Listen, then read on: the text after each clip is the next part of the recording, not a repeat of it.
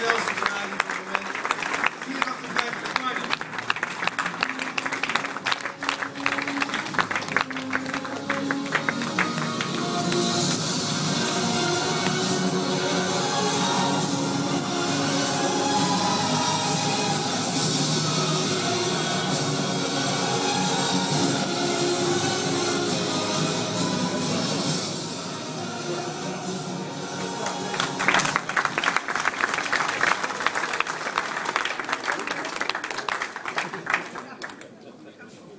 Ik ga nu het woord geven aan Carlo Palazzani.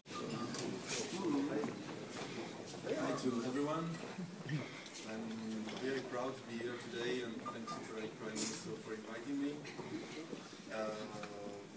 I mean, what I can say about this car is the design that I followed for 2 years and a half. And I put a lot of effort into design it. It works, right? Yeah. Okay. No? I can continue here. And I prepared just a few slides to make you understand a bit more about the design process that we use at Pininfarina. First, we have a few slides about where I come from, so Torino, where I used to work. And the design process, for example, here we are in Torino. Everybody, I think, knows Torino is one of the less Italian cities in Italy, just because of the architecture and the French influence. But next slide, please, is the city of car industry. So here we have Pininfarina, the founder of the company, Battista, and the old 500, which is one of the most important car in Italy. Next, please. Here, just an image that underlined the great relationship that always been between Pininfarina and Ferrari. So these two guys were really proud of their own. So the first time they met up was at halfway. So not Torino, not Maranello, but in Piacenza, which is exactly in the middle. Next, please. This is a nice picture where I think it's quite visible that the mentality that it didn't change in I don't know 4 years. So this was the old group in the 80s, and this is the new group. This picture was took in 2005. I'm not the one where is the pointed. I'm the one in green. At that time I was a shorter hair. Next, please. Okay, the design process, it works like this. We face every day a white paper. Next. And we start designing, you know, conceptual forms. In this case, for example, we have a drop and one layer which intersect the drop. Then you put the wheels, which are the most important thing in the car. And in the next slide, you can see the result. So this is the barricade, and I think it's one of the most important concept cars we ever made, because it's able to represent what is a car for Pininfarina. So the 4 wheels and the driver, nothing else. Of course, the engine is well included into the design, but the first thing you can see into this car is just simplicity and the coherence between the elements. Next, please. This is another sketch from the side, from the back, which is not just aggressive, just to catch the attention of the client. It just is also due to understand the proportion of the car. So here we have, for example, the wheels, which are really I mean, the design is able to communicate that the wheels are large, are not like thin like in a bicycle. So you have some information which are really important to understand how the car is made. Next, please.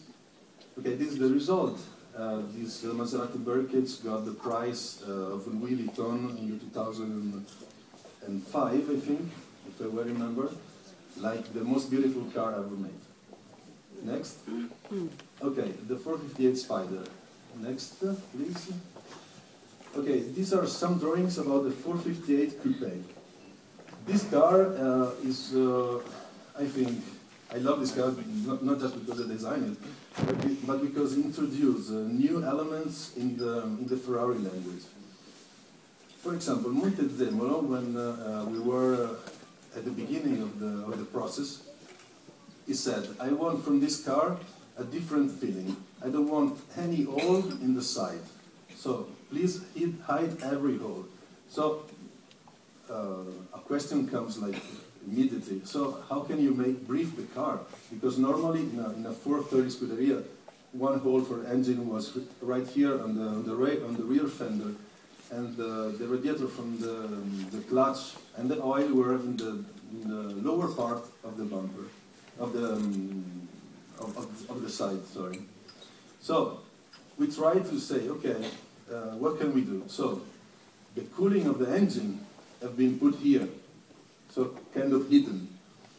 The other two radiators from the oil exactly here. So to create this new layout for a normal car. No cars before had the same approach. Next, please.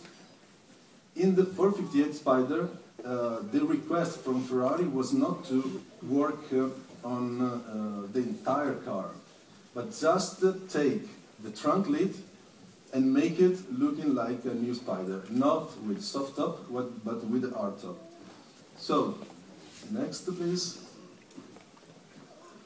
Okay, these are the first drawings that just try to communicate the new feeling of this car. So it's really taken for me from the old traditional Ferraris with these two volumes blending into the trunk lid area. Next, please. So the look of the car, it doesn't change so much. There is just this addition of romanticism, I think. Next. Okay, this is the main theme that we decide to work with. So these two kind of wings, which is just opening to the rear lights. This was the most simple one, because Pininfarina always looking for the most simple things, and the one which was, more easy to include in the design of the car. So next, here we have the final, can I say, result. So we take inspiration from the outtakes of the engine from the 250 GTO.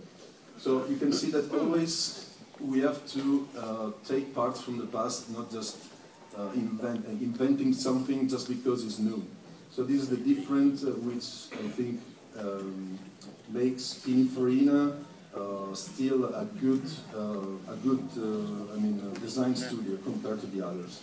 So we have the knowledge, and we have we are kind of striving to create new things, but respecting what we've done in the past.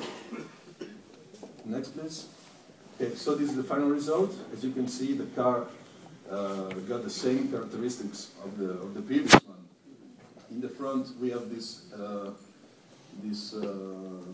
winglet, which, as you know, has been put there to in order when they will move, they can reduce the drag. Next, please. Yes, as I said before, the approach is basically the same. The car is just looking like a spider instead of a coupe. Next, please. From this view, you can appreciate how it's modeled, all of this area. So I was talking to a guy before. He said to me, it's quite a pity that now you cannot see the engine anymore, like in the coupe. In that case, you have to choose from functionality or something which is just looking good, but you cannot say, okay, it's perfect, because in this case, to fit the roof,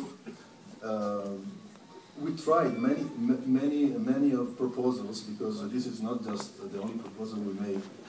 The result was to have body color and then just one little slice of transparent material. So it wasn't, you know, that strong, or that you can say is a good Pininfarina result. In this case, we decided, okay, let's forget the engine, just try to design the trunk lid as we know. So this is the result, and I think it's quite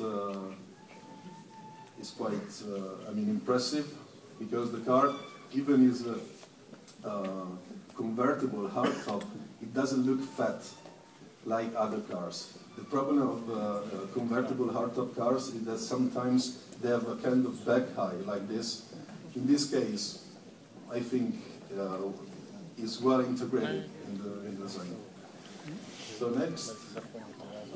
Okay, from this view you can actually see the reason why we made this kind of wing theme, because it's exactly going to this line.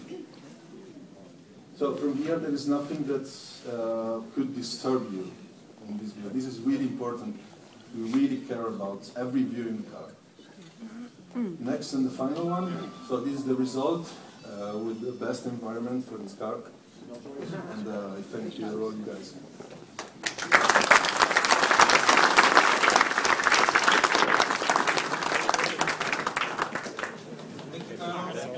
Ik wil iedereen uitnodigen om de auto te bekijken. En geniet van deze middag. Zijn er vragen aan Carlo of aan ons? U weet ons te vinden. Hartelijk dank.